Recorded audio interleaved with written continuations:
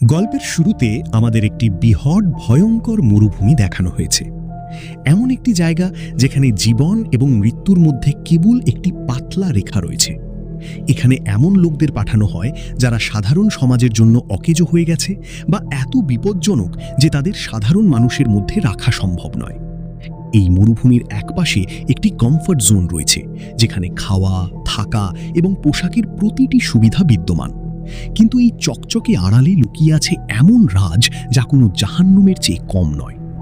আর অন্যদিকে যারা ক্ষুধার্ত ও বাধ্যতার কারণে নরভক্ষী হয়ে উঠেছে, তাদের কাছে না খাওয়ার কিছু নেই, পান করার জন্য পানিও নেই, তাই তারা যা পায় তা মেরে খায়, তারপর সে মানুষই হোক না কেন। এই বৃহৎ মরুভূমিতে আজ একটি মেয়ে ছেড়ে দেওয়া হয় যার নাম আর্লিন, এবং এখান থেকে শুরু হয় এই ভয়ঙ্কর গল্প। দুই পুলিশ অফিসার এসেছিলেন আর্লিনকে এখানে ছেড়ে দেওয়ার জন্য, কারণ আর্লিন এমন কিছু অপরাধ করেছে যার কোনো শাস্তি নির্ধারণ করা যায় না। এই কারণেই তাকে এখন তার বেঁচে থাকা জীবন কাটিয়ে দিতে হবে। এরপরে তার সাথে যা ঘটবে তার জন্য আমেরিকান সরকার দায়ী নয়, এটা সেখানে বোর্ডে পরিষ্কারভাবে লেখা। আবারল্যান্ড সম্পূর্ণরূপে নিজের উপর নির্ভর করে। এরই মধ্যে আমরা দেখতে পাই যে তার কাছে একটি কাগজ রয়েছে যাতে লেখা আছে সান্ত্বনা খুঁজুন। এই বৃহৎ এবং নির্জন মরুভূমিতে সে একা চলতে থাকে।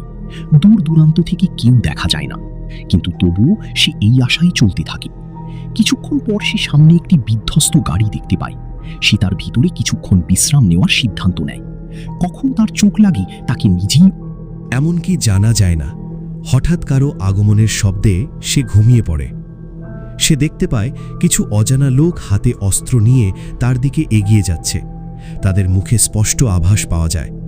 আর্লিন পালানোর চেষ্টা করে, কিন্তু এখন অনেক দেরি হয়ে গেছে। তারা তাকে ধরে হত্যা করে। আর্লিন যখন তার জ্ঞান পায় তখন সে নিজেকে হাত পা বেঁধে রাখে। চারপাশে তাকালে দেখা যায় যে তাকে একটি বিধ্বস্ত বিমানের ভিতরে বন্দি করে রাখা হয়েছে। তখনই একজন মহিলা আসেন, যিনি বিনা দ্বিধায় আর্লিনের হাত পা কেটে ফেলেন এবং তারপরে তাকে তার সকালের নাস্তা তৈরি করেন।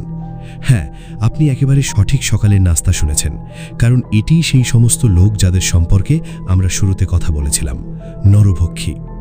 অসহনীয় ব্যথার কারণে আর্লিন সেখানে অজ্ঞান হয়ে যায়, কিন্তু কেউ তার যত্ন নেয় না।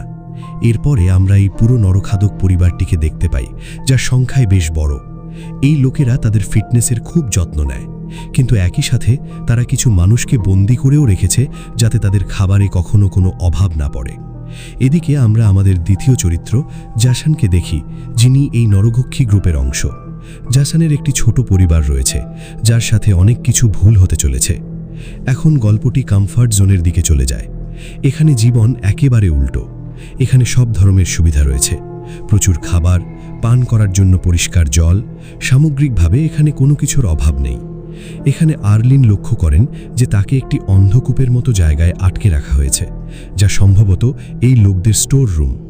তখনই তিনি ওপর থেকে কারোর হৃদয় বিদারণ করা চিৎকার শুনতে পান। কণ্ঠস্বর শুনে সে ভয়ে তার নিজের জ্যাকেটটি পুরো শরীরে জড়িয়ে ধরে। পরের দিন একই ভদ্রমহিলা তাকে নিতে আসেন। আর্লিনের শরীরে যে ময়লা পড়েছিল তা দেখে সে বিরক্ত হয়ে ফিরে যায়, কিন্তু খাবার তো তাদের খেতে হবে, সেজন্য সে পানি আনতে যায়। একই সময়ে আর্লিন সেখানে পড়ে থাকা একটি লোহার রডকে চুপচাপ লুকিয়ে রাখে। সেই ভদ্রমহিলা ফিরে আসার সাথে সাথে আর্লিন তার উপর আক্রমণ করে এবং তাকে হত্যা করে। তিনি এটি করতে গিয়ে একজন বন্দীকে দেখতে পান, কিন্তু সে কিছু বলতে পারে না, কারণ এই লোকেরা সেই সকালের নাস্তায় তার জিহ্বা খেয়েছে। আচ্ছা, এখন আর্লিন সেখান থেকে একটা স্কেটবোর্ড চুরি করে জীবন বাঁচাতে পালিয়ে যায়। সে স্কেটবোর্ডের উপর শুয়ে অনেক দূর চলে যায়, কিন্তু বেশিক্ষণ নয়। সে এখন পুরোপুরি ক্লান্ত হয়ে গেছে। অবশেষে সে এখানেই থামে। তারপর তার কাছে একজন বৃদ্ধ লোক আসে, যার হাতে একটি ট্রলি। সে আর্লিনকে ট্রলিতে লাথি মারে এবং তাকে টেনে নিয়ে কমফোর্ট জোনের গেটে যায়। আসলে লোকটি অনেক বয়স্ক, সেজন্যই এখন পর্যন্ত স্বাধীনভাবে ঘুরে বেড়াচ্ছে। সে যদি তরুণ হতো তাহলে এখন পর্যন্ত কারো প্লেটে থাকতো। কমফোর্ট জোনের লোকেরা যখন আর্লিনকে এমন অবস্থায় দেখে তখন তারা তৎক্ষণাৎ বুঝতে পারে যে এটি নরখাদকদের কাজ। তারা তাকে ভিতরে নিয়ে যায়, তার মলমগুলো ব্যান্ডেজ করে এবং তাকে থাকার জন্য একটি বাড়ি দেয়। আর্লিন আগামী 5 মাস ধরে সেখানেই থাকবে। আমরা তাকে আগের চেয়ে অনেক ভালো অবস্থায় দেখতে পাই। তার একটি প্লাস্টিকের পাও পাওয়া যেত এবং এখন সে এখানে শান্তভাবে জীবনযাপন করছে। অন্যদিকে আমরা আবার জেসনের কাছে ফিরে যাই। সে তার মেয়ে কেটের একটি স্কেচ তৈরি করছে, কারণ সে একজন ভালো চিত্রশিল্পী। তখনই তার স্ত্রী এসে বলে যে বাড়িতে খাবার শেষ হয়ে গেছে। জেসন তার পেইন্টিং ছেড়ে দেয় এবং কাছাকাছি একটি মেয়ের কাছে যায় যাকে সে বাধা রাখে, কারণ আজ সেই মেয়েটিই তার পরিবারের খাবার হতে চলেছে। যদিও মেয়েটি তার সামনে হাত পা আছড়ে, কিন্তু জেসনের হৃদয়ে একটুও করুণা নেই।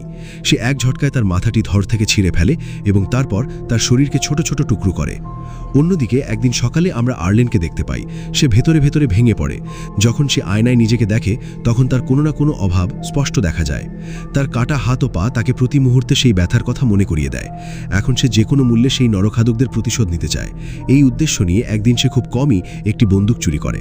তারপর সে কমফর্ট জোনের পেছনের পথ থেকে বেরিয়ে যায়, যেখানে খুব কম লোকই আসে।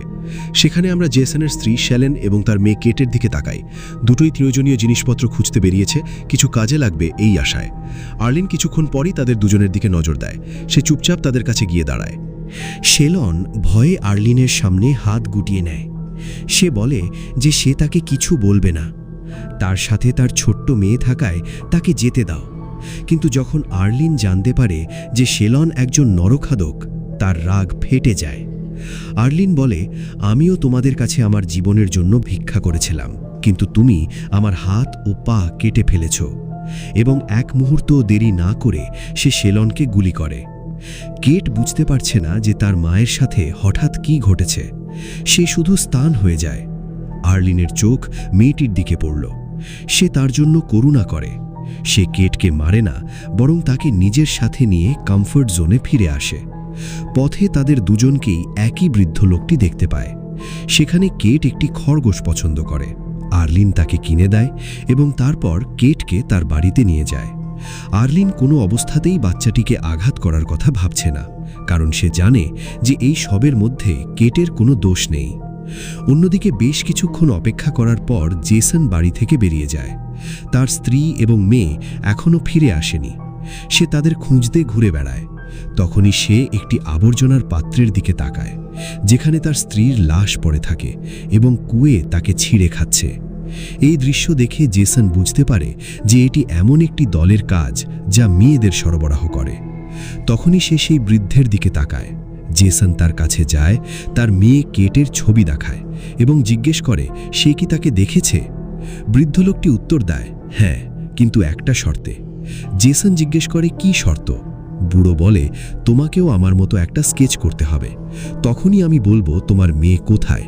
এটা শুনে জেসনের রাগ সপ্তম আকাশে উঠে যায়, কিন্তু তার নিরলস। সে সেখানে বসে বৃদ্ধের স্কেচ তৈরি করে। বৃদ্ধ লোকটি তারপর একই কাগজে একটি শব্দ লিখে ফেলে, কমফর্ট জোন। এটা দেখে জেসন বুঝতে পারে তার মেয়ে কোথায় এবং এখানে আর্লিন কেটকে নিয়ে একটি ক্লাবে যায়। একই সময়ে কমফর্ট জোনের সবচেয়ে ধনী ব্যক্তির একটি বড় পার্টি চলছে। এই পার্টির মালিক জন। জন আসলে পুরো এলাকা জুড়ে পাউডার সরবরাহ করে। পাউডার দিয়ে তুমি বুঝতে পারছো আমি কি বলছি। একই থেকে একটি ট্যাবলেট তৈরি হয়, যা খাওয়ার পর মানুষ অন্য এক জগতে পৌঁছে যায়। আর্লানও একই ট্যাবলেট ব্যবহার করে। এই সময়ে আমরা কেটকে দেখতে পাই।